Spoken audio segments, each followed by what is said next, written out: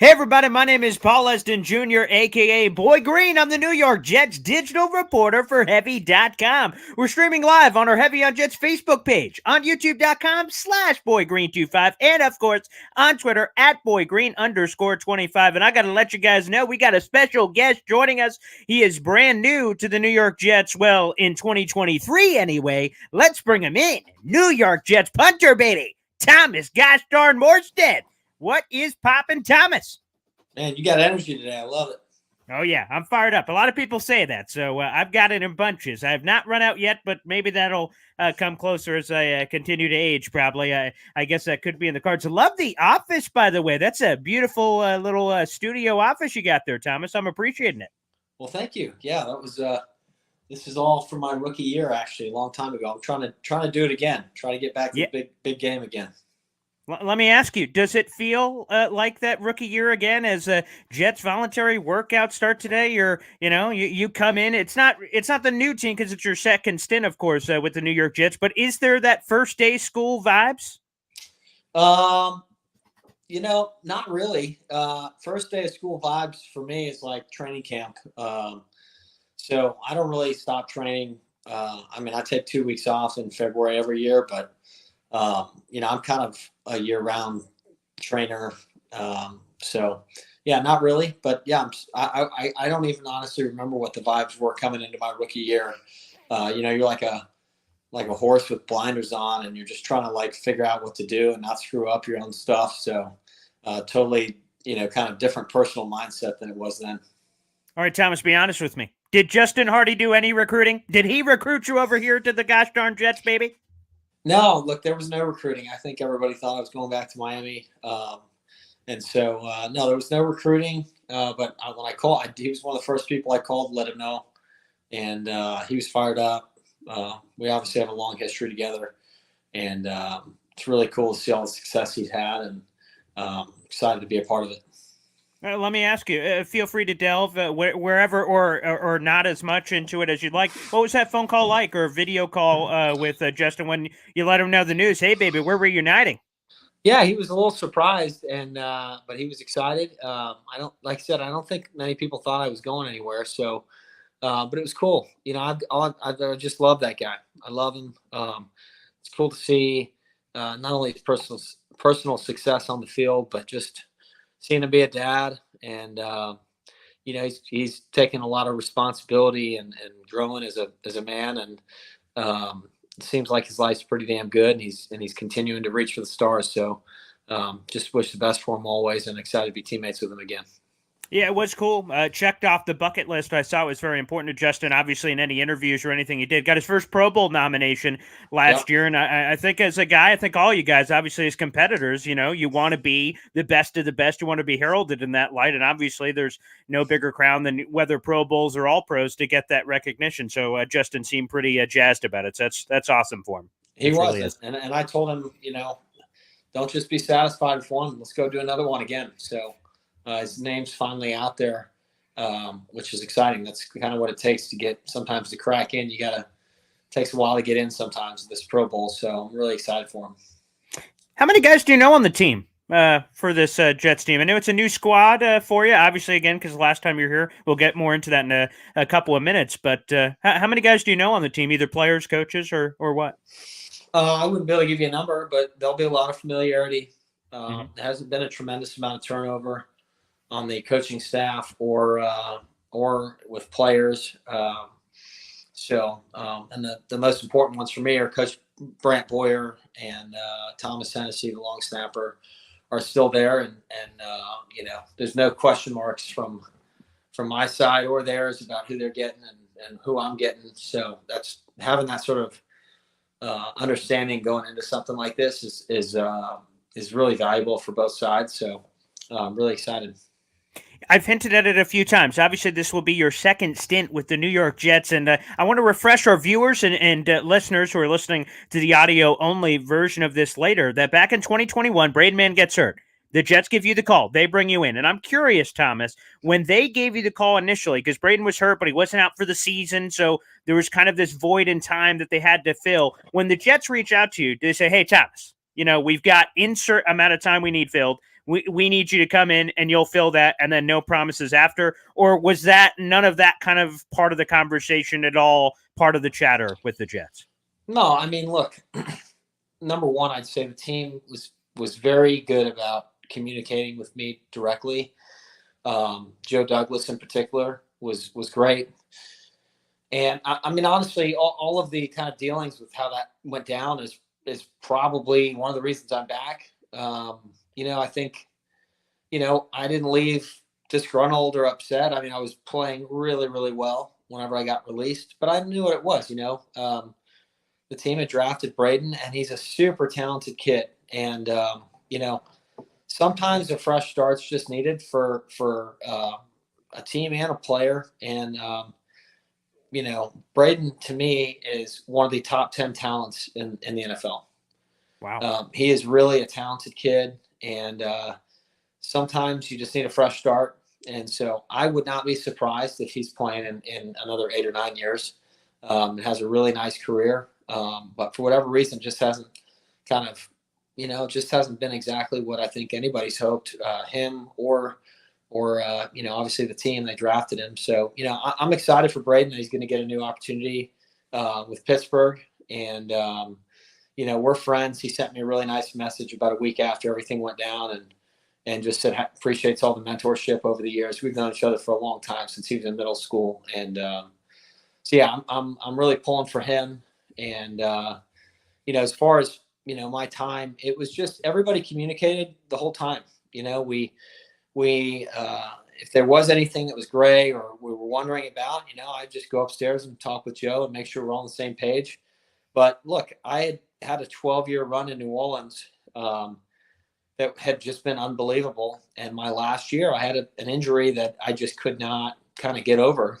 And so it was the first time being a free agent. And I think everybody thought I was done playing. If you watched my film that year and my age, it looked like a guy that was done playing.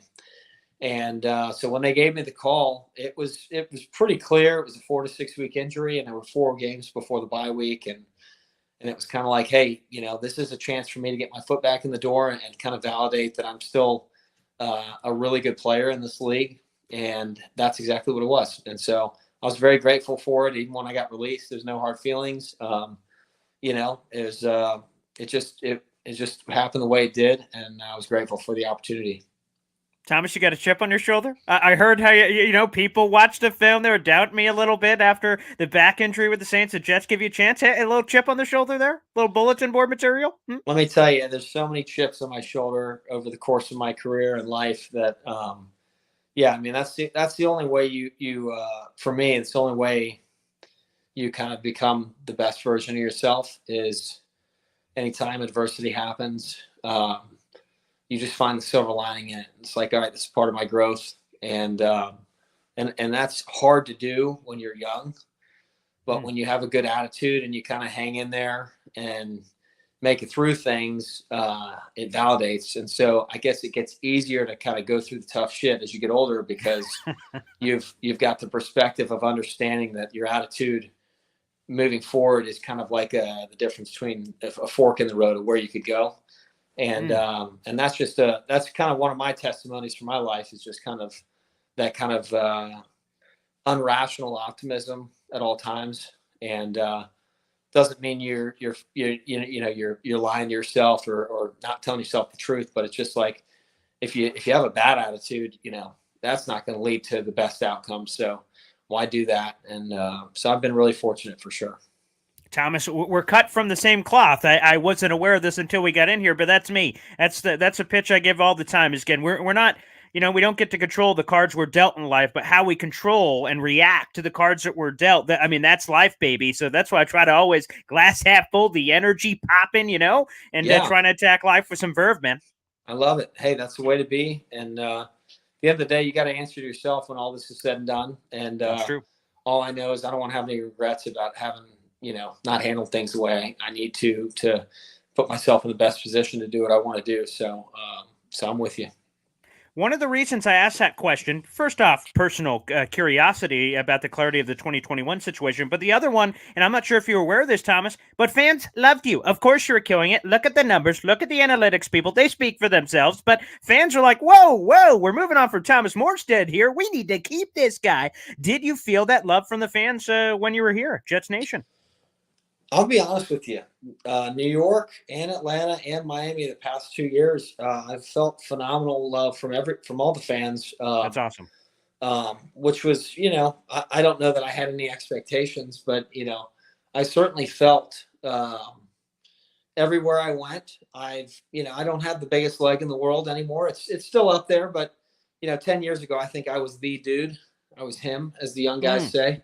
But that was a long time ago. But I still am playing at a super high level, and I think everywhere I've gone, I've left things better than when I got there. I've provided stability, not just with my job, but with the field goal kicker, the long snapper, and just brought a veteran presence that I think has everybody's appreciated, not just players, but coaches, and coaches that are not even involved in special teams that have stayed in touch with me and have let me know that. So again, that kind of really gives you confidence about who you are and the way you handle business and the way you treat people and the relationships that you develop. All of it matters, and you just don't burn any bridges. But I definitely felt positivity everywhere I've been, and that doesn't last forever. So you just enjoy it when it's there, and enjoy the wins when you get them. You'll definitely take L's as well, and you just gotta keep moving forward. Thomas, 37 years of age, 14 years in the NFL. Before talking about this one coming up, be honest with me. Was there any consideration of retirement this offseason for you? No, none at all. There was a touch of it 2 years ago whenever I was coming out of New Orleans, and people were saying, "Hey, you've had a great career. You're a Pro Bowler, Super Bowl champion. You've done it all. Why ruin your legacy?" And I kind of took in all that and took in the energy from people. And at the end of the day, you got to answer to yourself, your wife, your kids about what direction you went and why you made decisions you did. And at that time, when I say I considered it, I felt the energy of it, but I knew deep down I was not done playing. And I love doing everything that it takes to be great at this job. And there's no job like it. Being counted on by a bunch of people on a Sunday, whether you punt once or 10 times, that every time you go out there, it's because the coach thinks that you are the best chance for us to win in this moment is you going out there and doing your job at a high level. There's nothing like it. And as long as I feel like I can provide value to a team and be a valued member of the team, and I feel like I'm not kind of orthopedically wearing myself down to where I'm going to be, on a walking cane sooner than I should be. As long as those two things are still the case, then I want to keep playing as long as I can. I love this job. Again, we're speaking with Thomas Gosh darn Morstead here, baby. It's fantastic. Make sure wherever you're watching, you show your support for the show. I got this big, funky, fancy title below me, but punter of football is under your name. That sounds even cooler. Hopefully one day we can reach some level of that kind of success, Thomas. But with that being said, kind of how you phrased it, I'll assume I know the answer to this question, but I'll ask it anyway.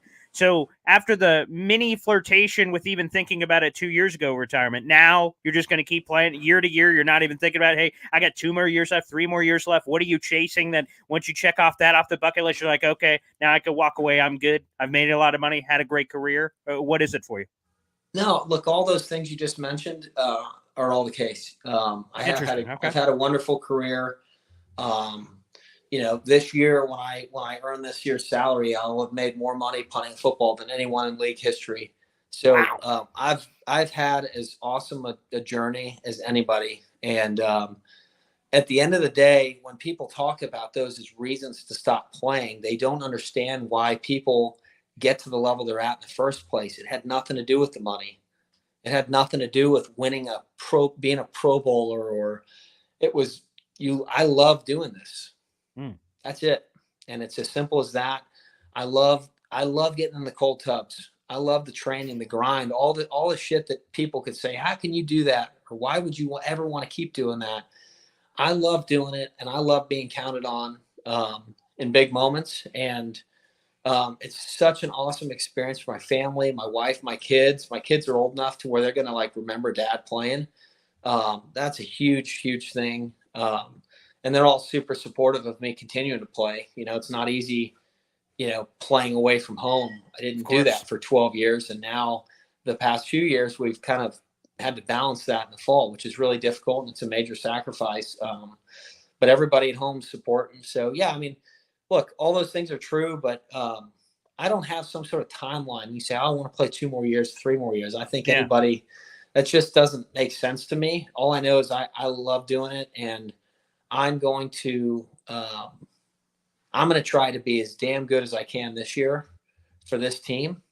And then you reassess at the end of every season. You know, you don't Okay. have to commit to too far in the future.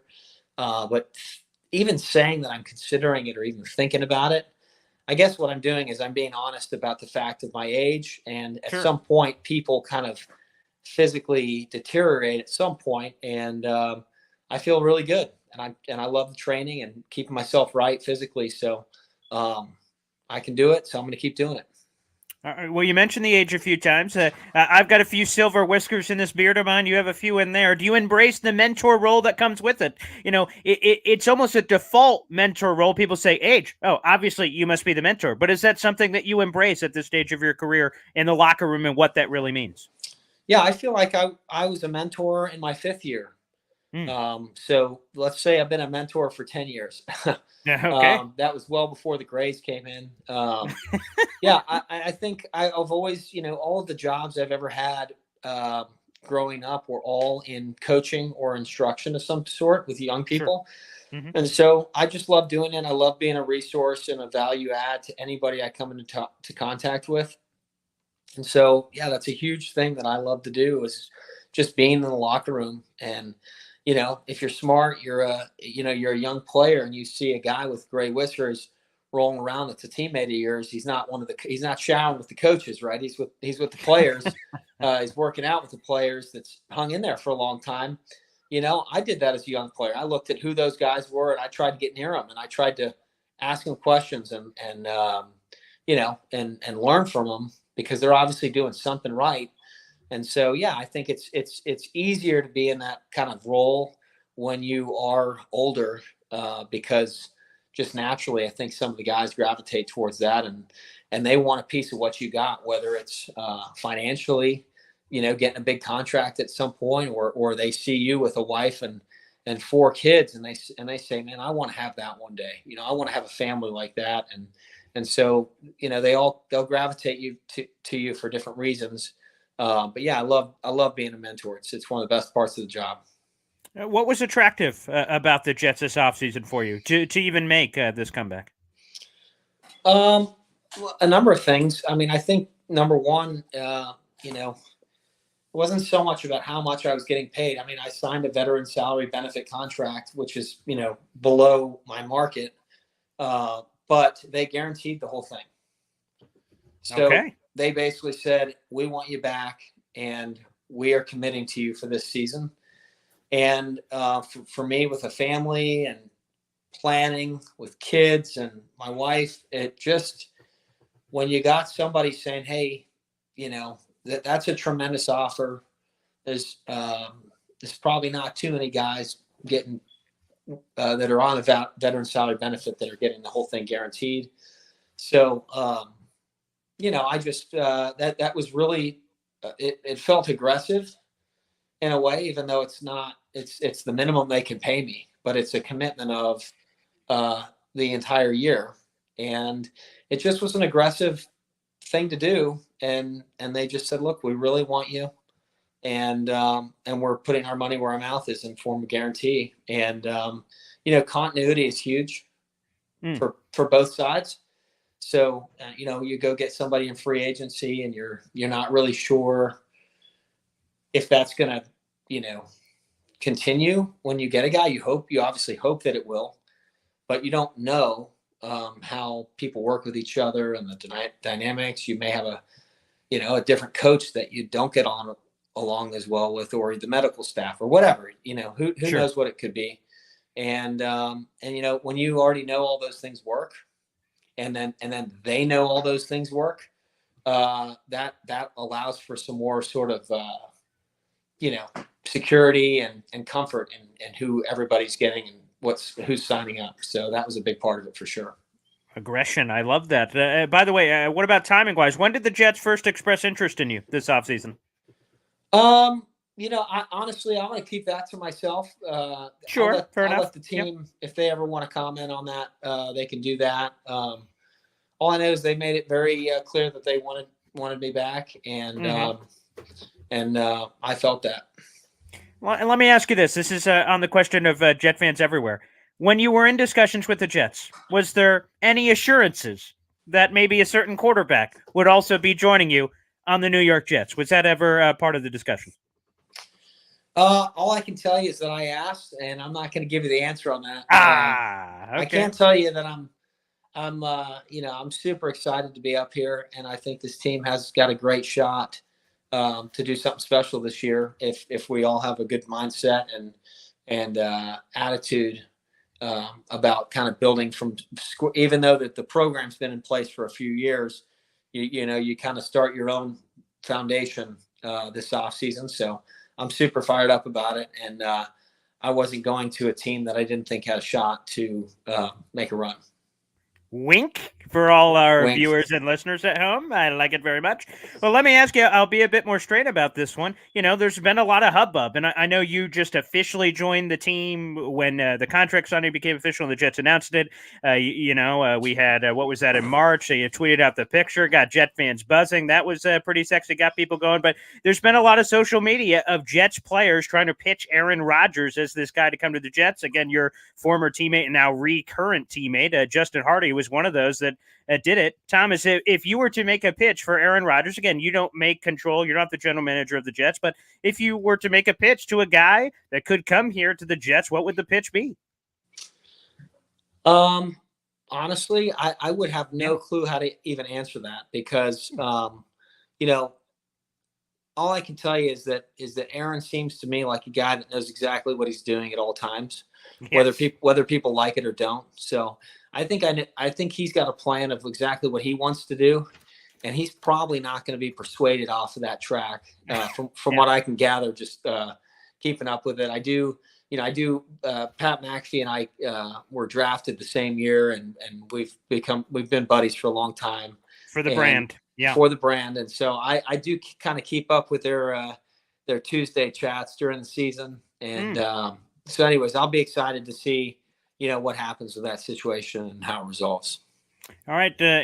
Thomas, this is something you've already accomplished before, and we'll get into this. But if that guy that we just talked about comes here, expectations are Super Bowl. Of course, the Jets as a franchise haven't won a Super Bowl since the 68-69 season. Thomas, you have a ring on your finger. When you go back to 2010 and you think about that special New Orleans Saints team, what stands out about it? Culture? Did you guys know what the team was capable of before the year? Like you looked around and said, oh, wow, something feels different. There's something palpable in the air. This could be a championship team. What can you tell us about that magical year? Look, we were picked to finish fourth in the division my rookie year. So we were picked to finish dead last in our division. And I think, looking back now, I think there definitely was an energy that, we thought we had the tools to be a good team and to even be a great team. But at the end of the day, expectations are worthless. You have to go out and earn it every year. And I've been a part of some other Saints teams that the expectations were through the roof and we didn't get it done, or the expectations were through the roof and we made it all the way to the NFC Championship game, but we didn't quite get in. So, it's hard to tell a ravenous fan base to just, pump the brakes a little bit, but you do have to earn everything. And it's hard to enjoy the process when all it is about getting to one game in 6 months. It's not that that's not the goal, because it obviously is. But I don't care if you beat the New England Patriots by 1 point or 30. Yeah. You got to enjoy that when it's week 4 or whatever the week is, right? You got to enjoy, no matter how it gets done, you got to enjoy all the steps along the way. And so that's what I try to focus on. And I think, when I look back about that team was a cut off there. No, that's okay. You can go ahead where you were. Yeah. That team was a team full of players that loved each other. Mm-hmm. I mean, just really cared about each other. Guys got together off the field all the time, and it was a band of brothers. And it wasn't always, pretty. It wasn't always everybody got along. There's brothers that love each other fight, and but everybody cared about each other, and everybody cared about winning. It wasn't about anything personal, getting your contract. I mean, guys obviously have other things that motivate them in their life, which is fine. But the high end goal, if we all win, everybody's better off, and everybody felt that, and we were all about winning. And it was such a cool thing for me as a rookie to be a part of that. All right, a couple of quickies before we get you out of here. A quick follow-up on that same vein. What makes a Super Bowl team, Thomas? Well, that's different every year, I think. Obviously, you have to have a group of guys that all believe that they can win it every week, and teams say they think they can week to week. Right. But there's a lot of teams in this league that don't have a shot. Starting the season, they don't have a shot. Yeah. And if they're really honest with themselves, they know that. And so, I think you got to feel that. I think, unless you're in a super outlier season, you got to have a quarterback that can go play, they can go win you a game. And, but it's just having a common belief that everybody is, you don't have to force guys to be in the building longer. It'll end up being the type of team where coach cuts things short because guys are so locked in, and guys are holding each other accountable. Guys are getting together and meeting on their own because they're making sure every T is crossed and I's dotted. And if you get a group of players that are all kind of, fully invested, it's not just about lifting weights in the off season, right? There's a bunch of different ways to be, fully prepared. And if you have guys that really are doing that with their actions, you can see it. I mean, it's clear as can be.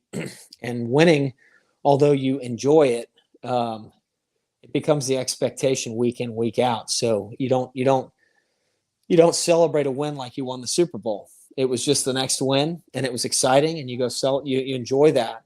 And then the next day you're back in, and you clear the slate, you start over, and you do it again. And if you can get into that process week in, week out, and be consistent with it, you have a chance. I love that message. Same thing Robert Saleh said last year when the Jets beat the Bills to the greater NFL world. Like, whoa, how the hell did this Jets team beat the Bills? Robert Saleh went in the locker room and said, we ain't surprised. That's what we're supposed to do. Next win, just keep stacking them up. So that does seem to be kind of what the Jets will be sending this offseason. Let's get personal, Thomas. How many kids you got? Ages, names? What do you got? I've got 4 kids. 2 boys are the olders, and the 2 girls are the younger. Maxwell's 9. Beckett is 7. Maggie's 5, and Rosley's 4. Okay, I've heard you do a couple of other interviews in the Jets universe. I've heard that you said that your kids may be giving you some suggestions for that jersey number. Have they sent it in? Do you have like someone that kind of, evaluates those suggestions and kind of tosses them, gives them some credence? Where are you at with the jersey number? Any kid suggestions so far? Yeah, I haven't even asked. I know they just opened them up big time for the specialists. They went from 1 to 19, and now it's 0 to 49, and then 90 to 99, I think. Yes. So you're going to see some specialists wearing some numbers that have never been worn in history this year. So I have no idea. I'm not super particular. I'm just glad to have a number, generally speaking. So I'm sure my kids will let me know whenever I get the options from Gus over in the equipment room. But I may already be, kind of last to the dance here. I don't know. We'll see. I went on the roster and I saw there were a bunch of people listed as 0 because I guess they haven't given them out yet. Right. Yeah. So anyways, I'll be, kind of waiting to see when I finally get into the equipment room and see what's left over. When is that supposed to be? Is that on the schedule yet for you? As far as me getting up to New York? Yeah. I will. Well, I say that Jersey, actually. I'll be up. I will be up every week for a few days. I'm going to make sure I'm getting, the biggest thing is making sure I'm getting the continuity with Thomas Of course. and Greg, making sure they get what they need from me. So yeah, I'll be up there next week. All right, last one here. As a father of four, God bless if I get that far. I've only got one. She's going to turn 15 months. A beautiful little girl. She turns 15 months on the 25th. Thomas, any fatherly advice? We've had a few of the Jets players on this offseason, Lakin, Conklin, a bunch of them. And I've always asked this question. I need insight. I have no idea what the hell I'm doing, Thomas. I'm going to be honest. I've just been flying by the scene this entire time. Any advice you get for? So you got some silver whiskers in that regard. What can you share? I would just say to enjoy every day because they grow so fast. And contrary to popular belief, no matter how much money you pour into them or how little you pour into them with, toys and all the stuff, they're going to survive no matter what. And number two, I would say that time is fleeting, and my oldest just turned 9 this weekend, and it's halfway to college. If you think about that, kind of messes with your head a little bit. So yeah, just enjoy it. All they really, really need is your time. And so I just try to make sure I'm present with them when I'm around them because that's all they need. They just need your time, and they're all going to be different. And don't try to control what they're going to become because you don't have any control anyways. Just love them, and I think that's the best thing you can do.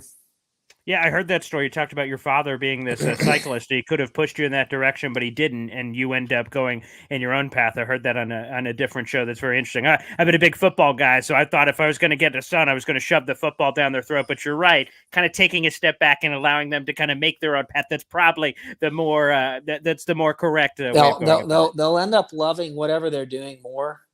And look, he may, if you have a son, or shoot, your daughter may end up loving this. Yeah, she, sure. She may be your little sidekick doing all your scouting research for you at some point. Yeah. But yeah, I would just say don't have any expectations. I just want to be the best dad I can be, and whatever resources they need from me or assistance, I'll be glad to help out. Last one here, parenting wise. So we're on the fence. We have one daughter.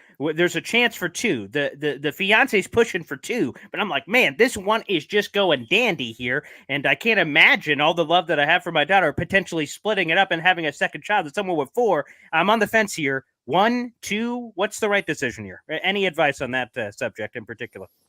I'd say neither. I'd say 3 or 4 or 5. Oh wow. Okay. Yeah. Here's what I would say: is you don't. Although you only have so much time to give to your kids, I would say the love multiplies. It doesn't get divided up. Does that make sense? So it kind of synergizes to more love in the house. And, not that anybody would say this because it'd be really messed up, but I've never heard of anybody complaining about having too many kids. I definitely have heard of some people that regret not having more. Wow. And so you find anybody with 1 or 2 kids, and that's older now, that's not in, having kids ages anymore. And go ask them. You'll most of the time you'll hear people say, well, I wish we'd have done another one. So that's my answer. Go again. There you go, Thomas. All right, great. Maybe we'll have an update for you in a few years. If they start multiplying like rabbits over here, I'll let you know that it was all your fault. So thank you. There we go. Expect those future ones. Thomas, thank you so much for taking the time. Good luck this season with the Jets, and go win a bunch of games, man. That'd be great. Okay. Appreciate it. Thanks for having me on. There he is, Thomas Morstead. Thanks, everybody.